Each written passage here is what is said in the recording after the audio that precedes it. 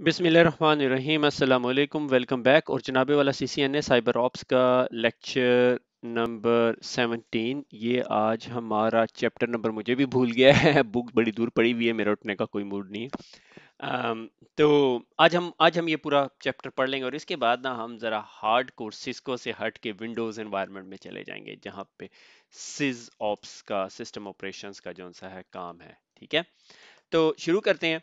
आज का चैप्टर जो है वर्चुअल प्राइवेट नेटवर्क का है। अगर आप सीसीएनए पढ़ के आए हुए हैं तो आपने बहुत कुछ पढ़ा हुआ है इसके बारे में, आपने हैंड्स ऑन लैब की हुई है, सीसीएनए सिक्योरिटी पढ़ के आए हैं तो आपको इससे भी ज़्यादा डिटेल में पता है। तो हम इसको थोड़ा सा टच करेंगे और उसको टच करने के बाद आज की सीरीज को हम ख़त्म कर देंगे। मगर बीइंग सिक्योरिटी एनालिस्ट जो है आपको इन तमाम चीज़ों का पता होना चाहिए। मगर उससे पहले जाने से पहले मैं आपको ये बताता चलूँ कि उर्दू IT अकेडमी की वेबसाइट पे अब आपके पास सिक्योरिटी एनालिस्ट के क्वेश्चंस आ गए हैं। ठीक है ना? तो try to go through those questions, बड़े इंपॉर्टेंट क्वेश्चंस हैं और कुछ ऐसे हैं जो सीसीएनए साइबर ऑप से रिलेटेड भी नहीं है। तो ट्राई टू डू दोज क्वेश्चंस। ठीक है, मैं अगले लेक्चर में उन क्वेश्चंस को हल्का सा रिव्यू कर लेंगे अगर याद रहा तो। ठीक है, तो व्हाट आर वीपीएनस? ठीक है, लीज लाइन की कॉस्ट कम करने के लिए, अगर मेरे पास दो ऑफिसेज हैं, एक न्यूयॉर्क में है, एक लंदन में है और एक लाहौर में है और एक मुंबई में है, अगर मैंने उन तमाम ऑफिसेज को आपस में कनेक्ट करना है तो मैं लीज लाइन तो लेने से रहा। ठीक है, तो उसकी उसके लिए फिर हम क्या करते हैं कि लीज लाइन से बच की जगह हम अपना डाटा ओवर द इंटरनेट भेज देते हैं। अगर हम ओवर द इंटरनेट भेज देते हैं तो हमारे लिए तीन चीज़ें बहुत इंपॉर्टेंट होती हैं। Number one, data integrity, authentication और डाटा इंक्रिप्शन, ताकि कोई हमारा डाटा ईव्स ड्रॉप ना कर सके। ठीक है, मैन इन द मिडल ना कर सके। ठीक है, different type of VPN solution market में है। ठीक है, point to point tunneling protocol है। ठीक है, लेयर टू फॉरवर्डिंग है, L2TP है, GRE है, MPLS है, IPsec है, SSL है। ये जिनके आगे मैंने स्टार लगाया हुआ, ये वो प्रोटोकॉल्स हैं जो डाटा इंटेग्रिटी, ऑथेंटिकेशन, इंक्रिप्शन और नहीं दे सकते। आपको इनके ऊपर ओवरहेड IPsec रन करना पड़ता है। ठीक है, उसकी वजह क्या है कि GRE जो सा है आपका जनरल राउटिंग एनकैप्सुलेशन प्रोटोकॉल है, इंक्रिप्शन नहीं दे रहा। मगर अगर आप GRE ओवर IPsec रन करेंगे तो आपका काम करेगा। बीइंग अ सिक्योरिटी एनालिस्ट आपको पता होना चाहिए यार ये कौन सा VPN है। ठीक है, GRE का VPN है तो आपको कहेगा यार ये तो सिक्योर नहीं है। वो सिक्योरिटी इंजीनियर आपको जवाब देगा नहीं ये GRE ओवर IPsec है। आपको कहेगा अच्छा।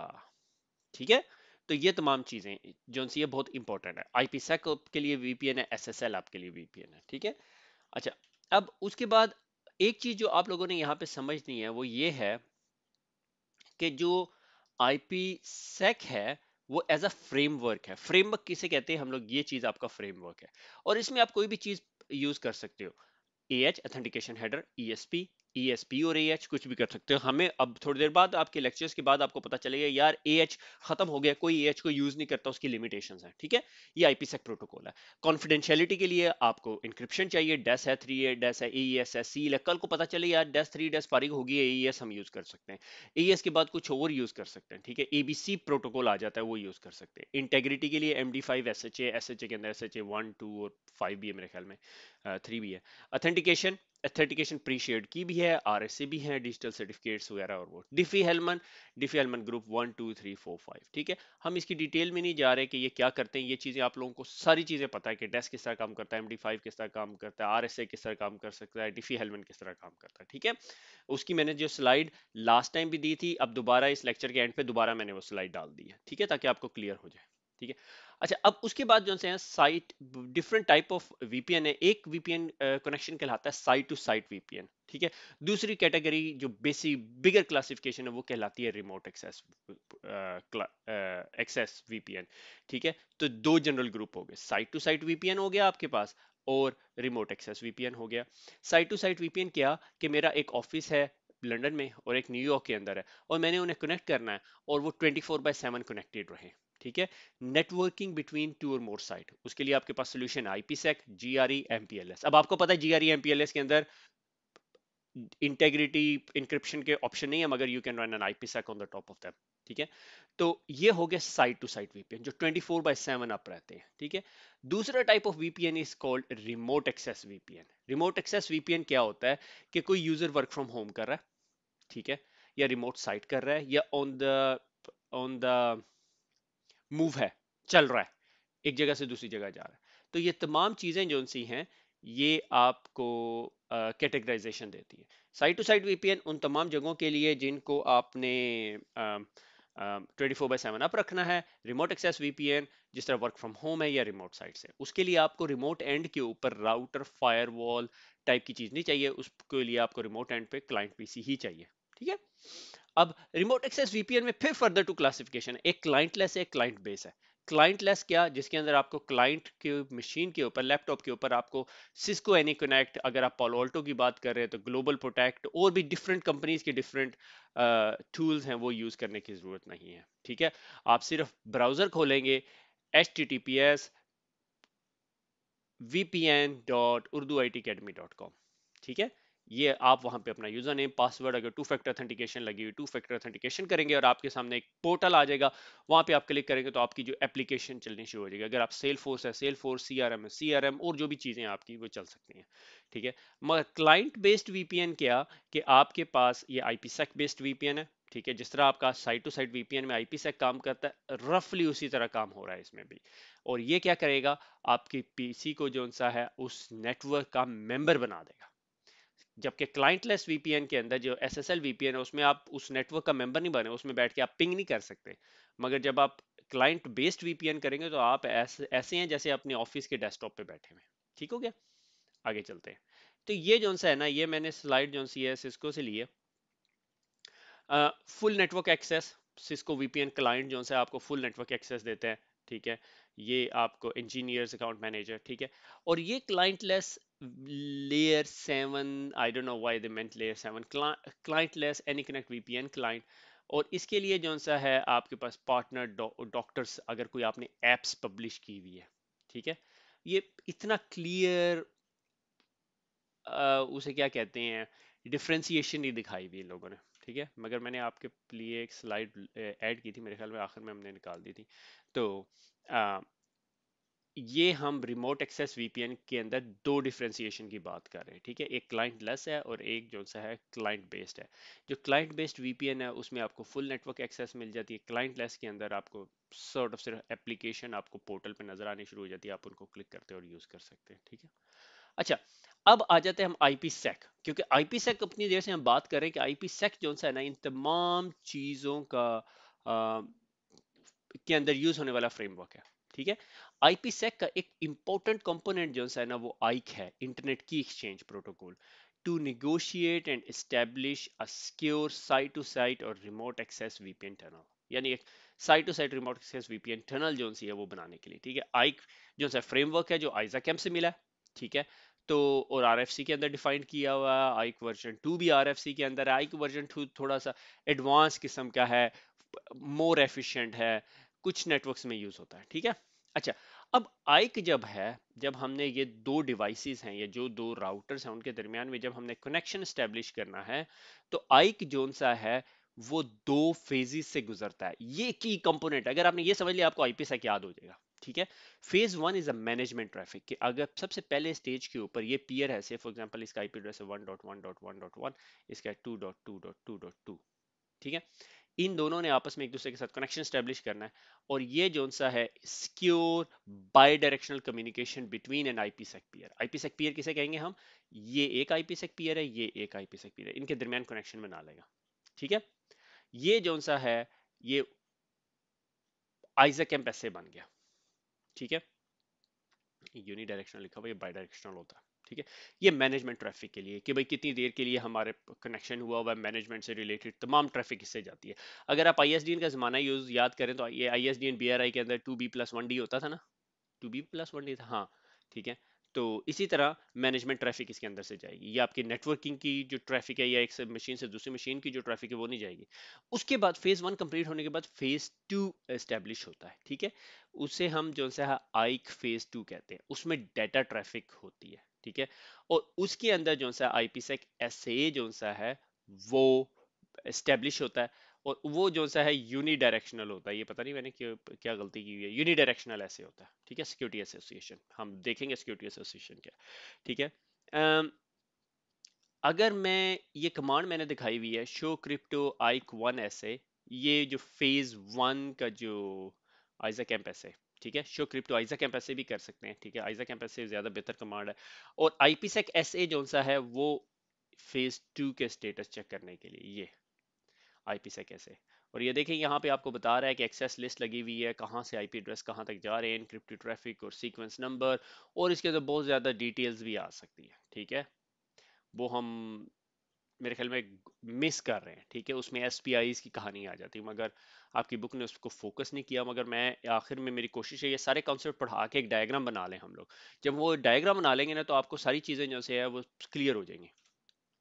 अच्छा, आइक फेज 1 में हुआ क्या कि एक इनिशिएटर होता है और एक रिस्पॉन्डर होता है, ठीक है। और इसके अंदर आइक फेज के अंदर नेगोशिएशन क्या होती है, encryption algorithm, hashing algorithm, Diffie Hellman algorithm, authentication का मेथड क्या अप्रिशिएट की यूज कर रहे हैं, वेंडर स्पेसिफिक अगर कोई एट्रीब्यूट्स है वो सारे के सारे हम लोग इसके अंदर डालते हैं, ठीक है। अच्छा, ये जो आइक फेज 1 है ना, इसमें दो मोड्स होते हैं, एक मेन मोड होता है, एक एग्रेसिव मोड होता है। मेन मोड में हम सिर्फ 6 पैकेट एक्सचेंज करते हैं, ठीक है। It is always suggested to use a main mode. तो अब मेन मोड के अंदर जो हम लोग जो से हैं 6 पैकेट्स एक्सचेंज करते हैं, और एग्रेसिव मोड के अंदर 3 पैकेट, ठीक है। तो अब आप यहाँ पे पूछेंगे कि भाई कौन सा प्रेफरेबल है, डेफिनेटली मेन मोड है, ठीक है। तो होता क्या है कि जो सा है इनिशिएटर जो भी डिवाइस इनिशिएट करती है, सिस्को की न्यू एएसएस हैं, ठीक है। अब एएसए की शक्ल चेंज हो गई है, ठीक है। ये तो एएसए है, छोटे मॉडल, अगले मॉडल को फायर पावर कहते हैं ये लोग। कि इनिशिएटर जैसा प्रपोजल भेजता है, इंक्रिप्शन प्रोटोकॉल भी बता दिया, MD5 भी बता दिया, डिफी हेलमन ग्रुप भी बता दिया, और फेज 1 पैरामीटर नेगोशिएशन कंप्लीट हो जाती है। उसके बाद डिफी हेलमन की एक्सचेंज होता है, और फिर आईडी एक्सचेंज और hash is verified, 3 packets are, these packets are encrypted, ये सारे के सारे पैकेट इनक्रिप्टेड होते हैं, ये वाले, ठीक है। और ये आपका आइक फेज 1 हो गया। अब आपका मैनेजमेंट चैनल बन गया, अब आपका आइक फेज 2 शुरू हो जाएगा, ठीक है।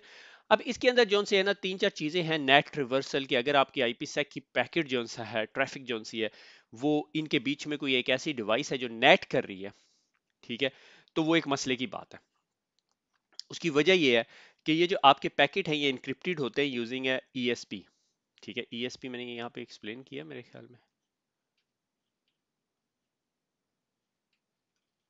ईएसपी मैंने एक्सप्लेन नहीं किया, मैं मेरे ख्याल में आगे जाके एक्सप्लेन कर दूँ, है आगे स्लाइड है, ठीक है। और it's not a net friendly. उसकी वजह ये है कि ये जो सा आपका ईएसपी आपके लेयर 4 का प्रोटोकॉल है, ठीक है। और ये जो सा है पोर्ट्स नंबर्स नहीं यूज करता, ठीक है, ये एसपीआई यूज करता है, ठीक है, सिक्योरिटी पैरामीटर इंडेक्स, ठीक है। और ये जो से हैं, जब आपकी नेट डिवाइस होती है वो तो नेट चेंज करती है, पोर्ट नंबर चेंज करती है, यहाँ पे तो पोर्ट नंबर नहीं होता। तो उसकी वजह से आप ये जो डिवाइसेस हैं ये एक कॉन्सेप्ट यूज करते हैं जिसे कहते हैं पास थ्रू वीपीएन। अगर इन्हें लगता है कि रास्ते में कोई नेट डिवाइस है, तो आपकी जब सिस्को का वीपीएन एस्टेब्लिश कर रहे होते हैं ना, वहाँ पे एक चेकबॉक्स होता है, एनेबल अ नेट रिवर्सल, ठीक है। और वो क्या करता है, इस सारे के सारे पैकेट को यूडीपी 4500 के अंदर डाल के भेज देता है, ठीक है, इनकेप्सुलेट करके भेज देता है। मेरे पास आगे स्लाइड है। अच्छा, ये स्लाइड ना, ये स्लाइड बहुत इंपॉर्टेंट है। उसकी वजह ये नहीं है कि मुझे बहुत पसंद है, उसकी वजह ये नहीं है कि ये आपकी बुक में डिफाइन की हुई है, ये आपको रियल प्रैक्टिकल लाइफ के अंदर बहुत काम आती है, ठीक है। ये आपके जो से मेन मोड के जो 6 पैकेट है ना, ये शेयर हो रहे होते हैं, ठीक है। शो क्रिप्टो आइजैक ऐसे, ठीक है। जिससे आप करते हैं ना, आपको आगे ये मैसेज आ रहा होता है, message 2 waiting, message 3 waiting, message 4, message 5, message 6, phase 1 complete, ठीक है। अगर आपको वो आउटपुट नजर आती है और आपको नजर आ रहा है वेटिंग मैसेज 3, तो ये, या वेटिंग मैसेज 4, तो आपको पता चल जाता है आप स्टक किधर हुए हुए हो, ठीक है। ये बहुत इंपॉर्टेंट ट्रबल शूटिंग गाइड है, not not related to with you guys. मगर आप कभी भी रियल टाइम में अगर आईपी सेक की कम्युनिकेशन या एस्टेब्लिशमेंट में फंस जाते हैं, मुझे बहुत सारे लोगों की कॉल्स आती है, सर आईपी सेक नहीं एस्टेब्लिश हो रहा, मुझे खुद नहीं आता आईपी सेक कैसे करते हैं। तो फिर मैं उन्हें बताता हूँ, यार ये गूगल करो, ये इमेज बहुत अरसे से है, और ये जब से मैं आईपी सेक कन्फिगर कर रहा हूँ मैं इसी डॉक्यूमेंट पे जाके फंसता हूँ और यही डॉक्यूमेंट मैं खोलता हूँ, ठीक है ना।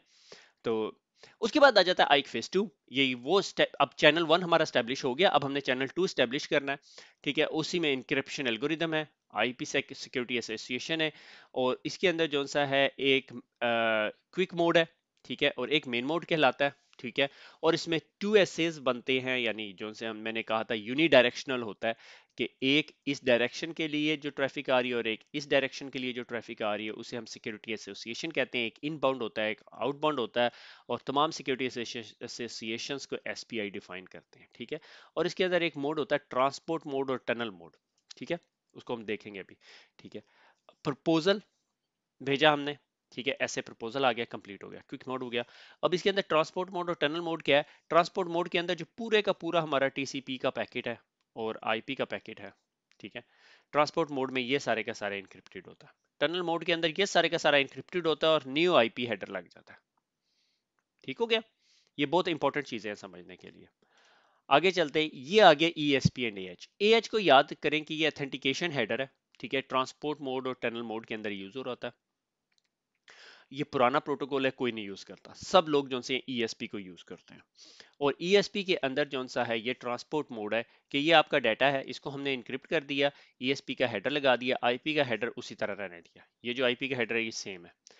टनल मोड के अंदर हमने ये सारे का सारा इनक्रिप्ट किया और फिर नए सिरे से एक न्यू हेडर लगा दिया। उसकी वजह ये, फिर आपकी जो इंटरनल IP हेडर है ना, ये नजर नहीं आता, मगर उसकी वजह उससे ये होता है कि आपकी एफिशिएंसी थोड़ी सी डिक्रीज होती है, मगर it's always recommended to use a tunnel mode, ठीक है।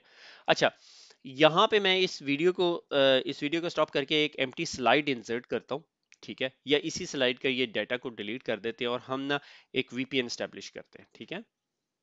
तो अगर मैं इसको डिस्कार्ड करूं और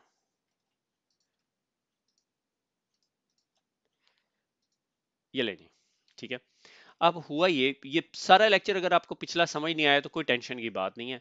ये आपका रूटर है, ये आपका रूटर है, ये फायरवॉल भी हो सकती है, और ये थ्रू द इंटरनेट क्लाउड जो सा है कम्युनिकेट कर रहे हैं, ठीक है।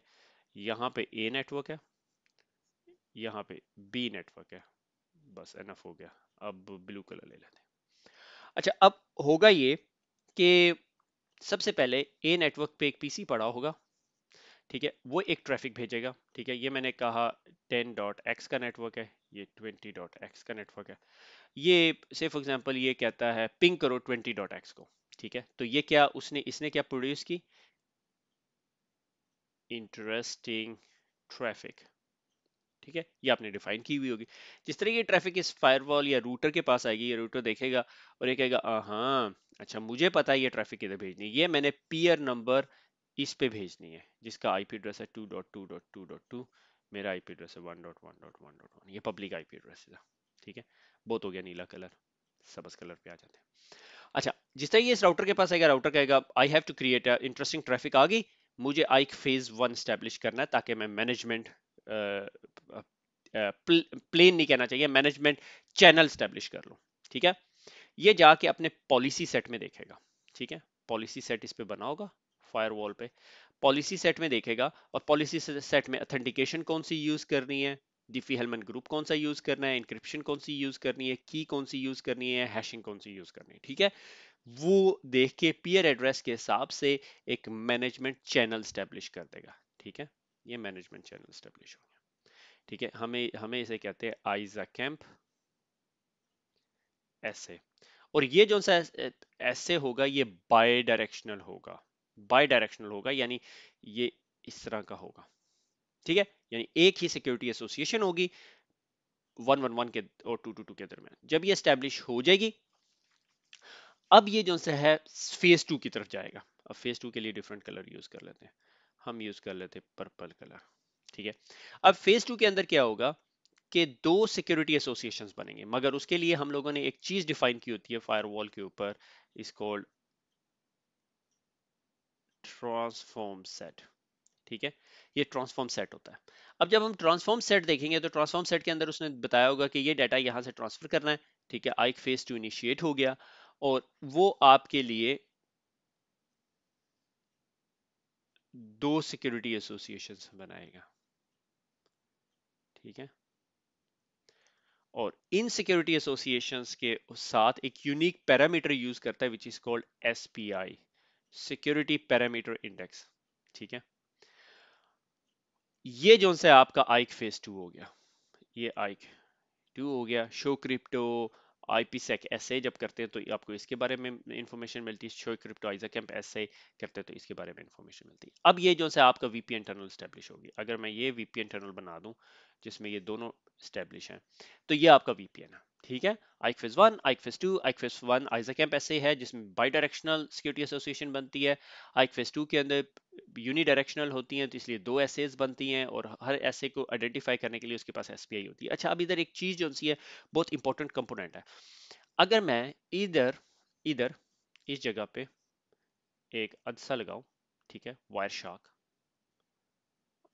शार्क करूं, ठीक है, और इधर पैकेट देखूं, तो लेयर 3 पे मुझे किस चीज का हेडर मिलेगा, ठीक है, मुझे IP हेडर मिलेगा। अगर मैं लेयर 4 पे चला जाऊं तो मुझे किस चीज का हेडर मिलेगा, ESP का हेडर मिलेगा। और ESP का सबसे बड़ा मसला क्या है, लेयर 4 के ऊपर आपके पास क्या होता है, port number. ESP port number नहीं यूज करता, ESP क्या यूज करता है, SPIs यूज करता है। तभी याद है आपको मैंने जब कहा था जब नेट डिवाइस आ जाती है तो ESP डजंट लाइक इट, तो हमें उस पूरे के पूरे पैकेट को UDP इनकैप्सुलेट करना पड़ता है, ठीक है। तो बहरल इस too much of in depth, हमें उसमें जाने की जरूरत नहीं। ESP लेयर 4 पे आपको मिलेगा और उसने पोर्ट नंबर की जगह अपने पास SPI डिफाइन की होगी कि कहां से ट्रैफिक आ रही है, उसकी SPI नंबर है 1236, 32 बिट की होती है मेरे ख्याल में ये, ठीक है। आप ESP का हेडर खोल के देख लीजिए, ये जनाबे वाला आपका IPsec VPN है पूरे का पूरा, ठीक है। अगर आपको ये स्लाइड नहीं समझ आई तो फिर मैं आपको हेल्प नहीं कर सकता, ठीक है। कि इंटरेस्टिंग ट्रैफिक आई, आपने ट्रैफिक ली, आइजा कैंप या आइक 1 फेज प्रोसेस किया और उसके बाद आइक फेज 2 किया, ठीक है। आइक फेज 1 और आइक फेज 2 और आपके पास पूरे का पूरा VPN स्टैब्लिश हो गया। उसके बाद आप VPN फिल्टर्स डाल सकते हैं और बाकी सारा कुछ डाल सकते हैं, उसकी हम बहस में डिटेल में नहीं जा रहे, it's not a topic of today's discussion. Today's discussion था कि आपको VPN और VPN की टाइप समझाना और उसके अंदर फिर IPsec और IPsec के अंदर आइक फेज 1 और आइक फेज 2 समझाना, ताकि आपको ये समझ आ जाए ये हो क्या रहा है, ठीक है। और आइक फेज 1 आइजा कैंप है, आइक फेज 2 जो सा है वो IPsec है। अच्छा, इसके अंदर एक और चीज जो सा आइक वर्जन 2 आया, ठीक है। मैंने एक आधी डिप्लॉयमेंट देखी है आइक आइक वर्जन 2 की, तो सिंप्लीफाइड की मैनेजमेंट अगर आप की एक्सचेंजेस वगैरह कर रहे हैं और की आइक version 2 is a simpler and more efficient exchange RFC 5996, ठीक है। उसके बाद आ जाता है SSL VPN। SSL VPN कौन से वाला VPN, अगर आप याद करें तो ये वाला VPN है, क्लाइंटलेस, ठीक है। ये SSL VPN है, ठीक है। उसका फायदा क्या है, उसका फायदा ये है कि आप किसी को भी किसी भी टाइम कनेक्शन दे सकते हैं, मैनेजमेंट कॉस्ट कम है, आपको कोई एजेंट इंस्टॉल करने की जरूरत नहीं है। मैं ये वर्ड की प्रोनाउंसिएशन मेरी ख्याल में मेरी सही नहीं है, यूबिक यूबिकिटी यूबिक्विटी, ठीक है, कि कॉमन है, ठीक है। और सिक्योर कम्युनिकेशन है, ठीक है। और ऑपरेट बिहाइंड द फायरवॉल, आपको नेट शेड की टेंशन लेने की भी जरूरत नहीं है। तो SSL VPN is very very common, अगर आपकी कंपनी अलाउ कर सकती है या अगर आपकी रिक्वायरमेंट फुलफिल करता है तो आप लगा सकते हैं, ठीक है। तो लिहाजा ये यहाँ पर हमारा जो सा चैप्टर खत्म हो गया है। ये इंक्रिप्शन कंपोनेंट मैंने दोबारा डाल दिए, symmetric encryption algorithm AES-3 Blowfish, asymmetric encryption algorithm RSA Diffie Hellman, ठीक है। यानी ये asymmetric encryption algorithm public private की बात है, ठीक है। डिजिटल सिग्नेचर, जब आपने सिग्नेचर करने हैं, ठीक है। IPsec डिफी हेल्मन की एक्सचेंज, ठीक है। कॉन्फिडेंशियलिटी आपको क्या देता है, डाटा इंटीग्रिटी कौन देता है और ऑथेंटिकेशन कौन देता है। ये मुझे स्लाइड बहुत पसंद आई है, मैंने थोड़ा सा टाइम लगाया था इसके ऊपर क्योंकि मुझे लगा यार ये चीजें कैसी हैं जो एक ही स्लाइड में मर्ज हो जाती है सारी की सारी, ठीक हो गया। तो लिहाजा आई होप आपको कॉन्सेप्ट समझ आ गया होगा। VPN की हमें ज़रूरत तब पड़ती है जब हमने अपने ट्रैफिक इंटरनेट पे भेजनी हो, मगर हम उसको इनक्रिप्ट करके और सिक्योर करके भेजना चाहें, ऐसे जैसे हमारे डेडिकेटेड लिंक के ऊपर जा रही है ट्रैफिक, ठीक है। और उसके ऊपर ट्रांसफर करने के लिए हमारे पास साइट टू साइट VPN और रिमोट एक्सेस VPN है। रिमोट एक्सेस VPN की फिर फर्दर दो टाइप्स है, क्लाइंट बेस्ड और क्लाइंट लेस VPNs। और ये तमाम VPNs में बहुत सारी टाइप्स हैं, कुछ सिक्योर हैं कुछ अनसिक्योर हैं, मगर जो सिक्योर हैं उनमें IPsec एक कॉमनैलिटी है और IPsec के अंदर जो है इज़ अ फ्रेमवर्क, और वो फिर आइक को यूज़ करता है इंटरनेट की एक्सचेंज, और उसके अंदर फिर दो फेजेस होती हैं, ठीक हो गया। क्विज इंजन पे हम काफ़ी काम कर रहे हैं, I hope you guys are looking into it. तो जो लोग CCNA साइबर ऑप के एग्ज़ाम की तैयारी कर रहे हैं वहाँ पे बहुत सारे क्वेश्चन हैं, and I am very hopeful कि वो क्वेश्चन जो से आपको बहुत हेल्प करेंगे एग्ज़ाम को क्वालिफिकेशन के लिए। तो प्लीज ट्राई इट। ओके, खुश रहिए, दुआ में याद रखिएगा, फिर मुलाकात होगी। अल्लाह।